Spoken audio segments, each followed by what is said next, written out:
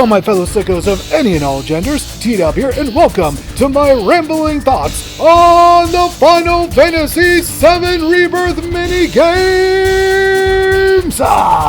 And the main reason we're talking about those today and doing yet another grading video, in fact, this is the first time I've done back-to-back grading videos here on my YouTube channel, and that's because for this specific instance, the director of the remake trilogy has done interviews and has said that for the upcoming game, Final Fantasy VII Revelation, I had to think about that for a second, he said that they are not compromising their vision and they will not be toning down the amount of minigames, easy for me to say. And I gotta tell you, that makes me super excited because I love me some minigames! So let's get to talking about them right about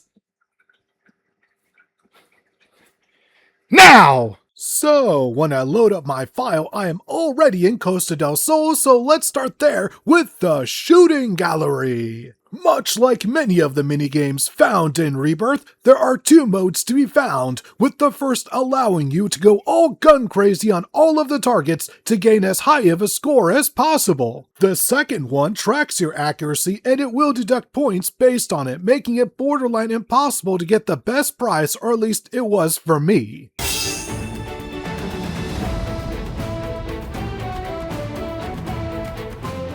Overall, I give the shooting gallery a B. Next is Run Wild, where you play as Nanaki in a football match against 3 other teams, except instead of scoring the most points, you're trying to deduct points from the other teams by scoring into their goals. It can be rather tricky due to the balls having actual physics and not just moving in a predetermined motion. The second Run Wild game has Nanaki hitting a ball into each goal multiple times, with each one ramping up the obstacles. I would have beaten my time had the physics engine not fucked on me. I give Run Wild a B+. For our next set of minigames, we're heading to the Dust Bowl, but more specifically, the fighting pit found within this empty well. Nothing really all that special here, just choose a fighter and kick some ass! This gets a C+ from me. After that, it's Desert Rush, which is an update to a minigame found in Remake. You gotta go through a course and smash all of the boxes, but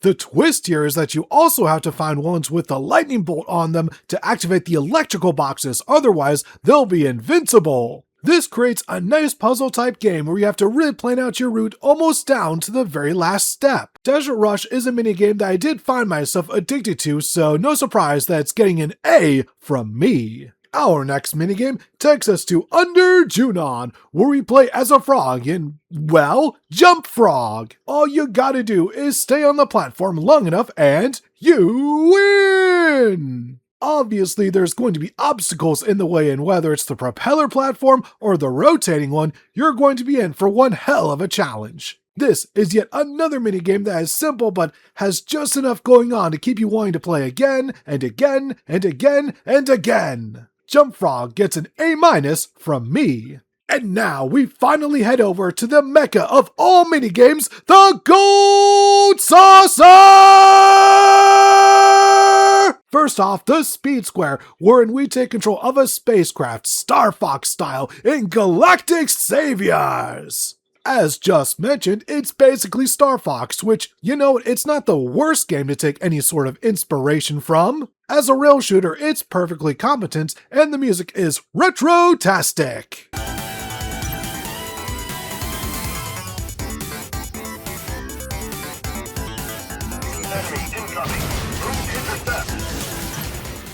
Galactic Saviors gets a B+. The Wonderment Square contains our next set of games, starting with 3D Brawler.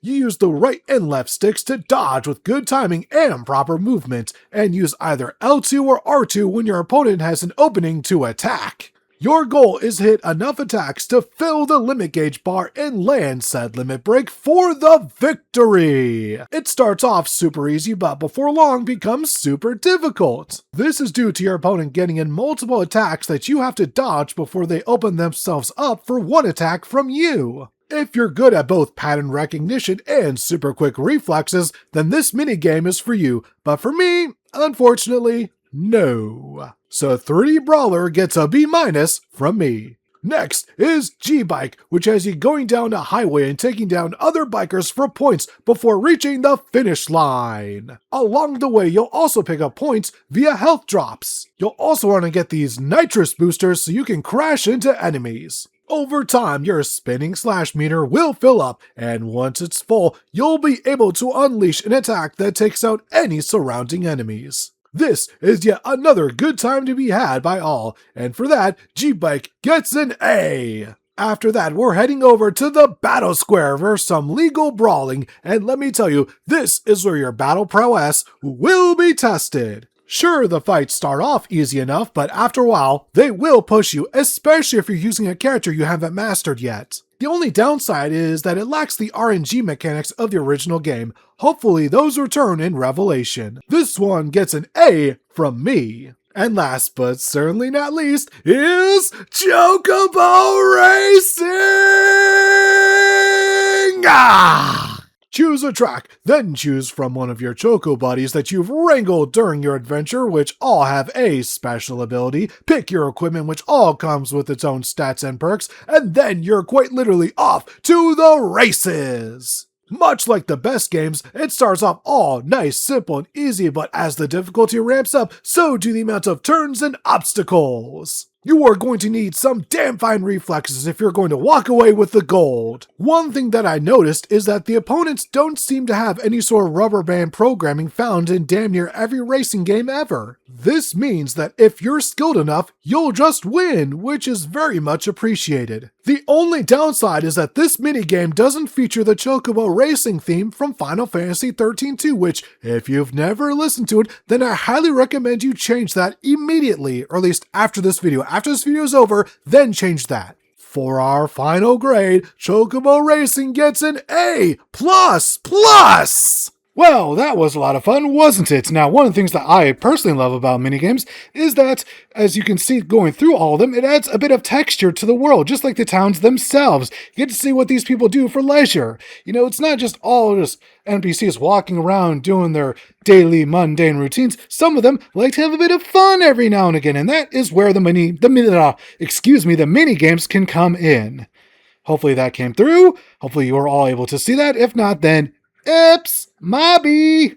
Anyways, hope you all enjoyed the video. Next time, we're getting back to regular full game reviews. And this one, this next video game review, it might be the raunchiest one yet. This one, I might actually have to put an adults only thing on it. That's right. You might actually have to sign in on your YouTube account to view the next video because, oh boy, the next video is going to be really extreme in content. So for the next video, viewer discretion will be advised. Nevertheless, hope you all join me for that. Bye bye!